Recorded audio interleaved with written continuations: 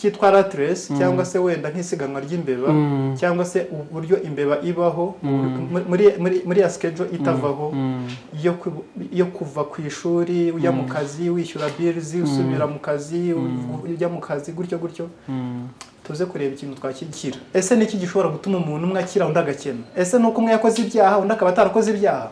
Nuko umwe yabaye umunyafrika undi akaba umunyamerika? Nuko umwe yavukiye amezi 9 undi ntavukiye amezi 9?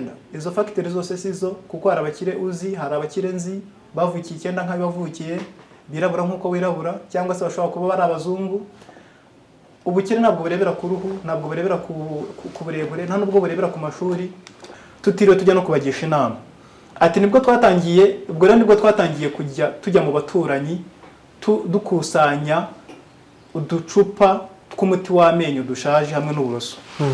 Tukagenda ku nzimwe tukabwira tuti turashaka container cyangwa se akantu mushyiramo umuti w'amenyo hamwe n'uburoso bushaje. Ku nzu ya kabiri, ku nzu ya gatatu, ku nzu ya kane gutyo.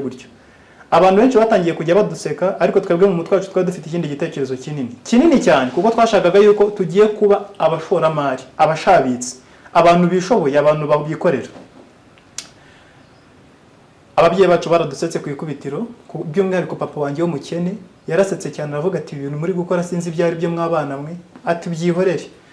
Aranje atambwira ati mbahe icyumweru kimwe gusa, nikirangira mutari mwatangira business cyangwa ngo nibyo murimo muzajugunye bino bintu mumaze gushyira hano mu rugo. Ati nta kibazo.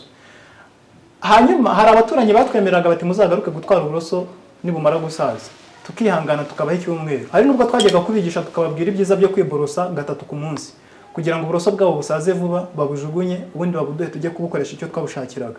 Ariko wakwibaza ngo ubwo buroso twabushakiraga iki?